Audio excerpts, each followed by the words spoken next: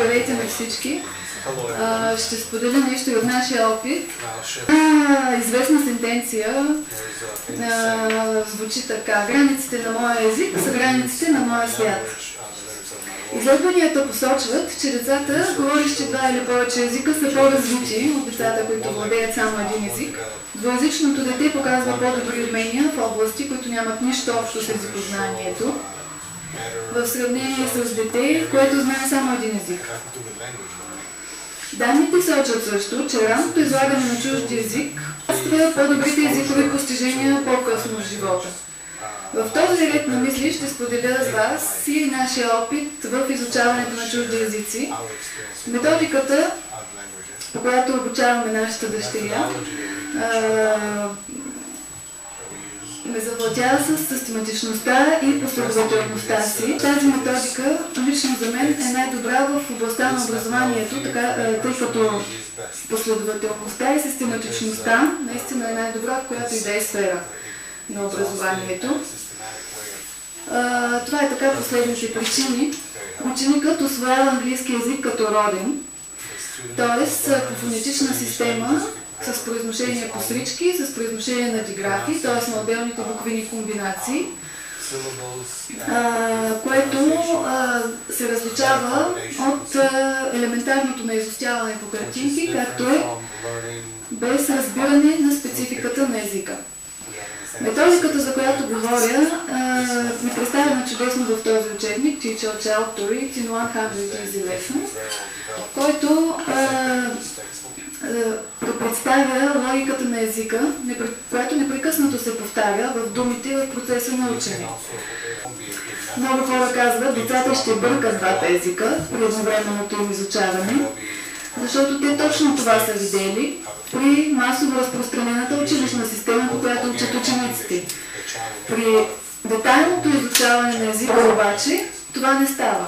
Ученикът разграничава двата езика и не се получава нежеланият ефект от масовата училищна система поради един единствен факт, че е разбрана специфичната същност на двата езика.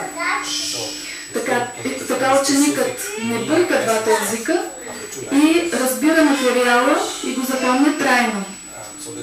Затова нека да използваме предимствата на домашното образование и да даваме на децата разумна система на обучение. Ако имате въпроси към този учебник или към методиката на работа с него, ще се радвам да ви отговоря после. Проучвания, които преценяват стойността на изучаване на чужди езици на ранна възраст, показват, че хора, които са изучавали един чужд език преди 6 годишна възраст, използват същата част на мозъка, за да мислят на този език, която използват, за да мислят на родния си език. Тези, които са изучавали втори език след 6 годишна възраст, използват съвсем различна част от мозъка си, за да обработят този език. Изглежда, че е много по-лесно и по-добре да обучаваме детето си преди 6 годишна възраст. С дъщеря ми започнахме на 2 годишна възраст с учебника, който ви описах подробно по фонетичната система. След това продължихме с системата на клас от първи клас.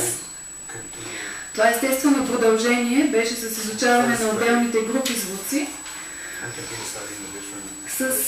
или как се произнасят отделните диграфи, буквени комбинации, различните сходни думи, примерно диграф EA, веднага давам пример, се произнася като дълго long E в думите seat, big, но се произнася като кратко E в думите bread, head, thread, shorty, или като дълго A, long A в думите break, steak, bread.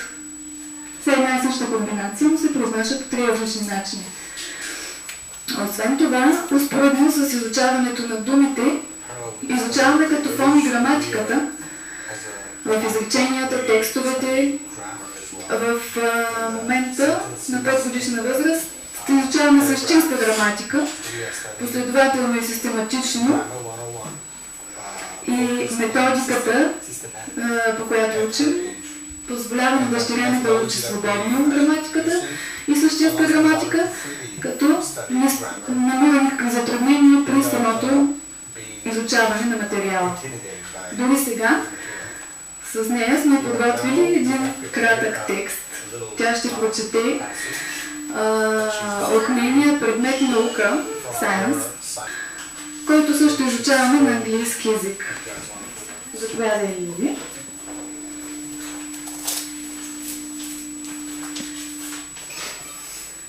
Аз ще държа. Добре. На мен много голям. Ела, да може да видиш. Не, фулк. Айде, се виждаш. Айде. Аз ще държа микрофон. The earth is turning all the time. It rotates or turns all the way around every 24 hours. We cannot feel the earth turning because it turns smoothly and slowly. At night, the earth has turned away from the sun. The sun only shines on the half of the earth at a time. The sun is larger than a million earths. The sun also shines on the moon. On the moon it's very hot even in the morning and very cold at night.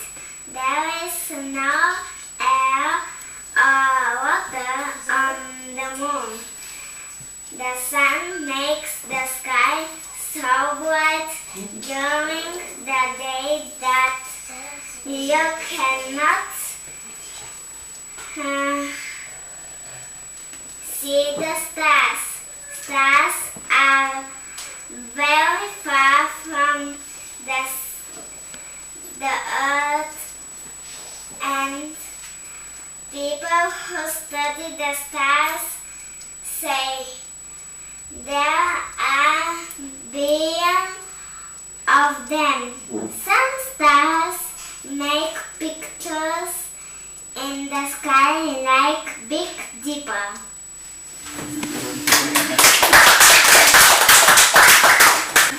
Друго доста полезно начинание се оказа и създаването според с обучението на авторски филмчета.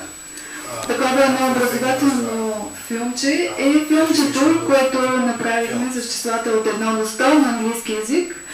Към него съм получавала редица отзиви и включително от учители, държавни учители.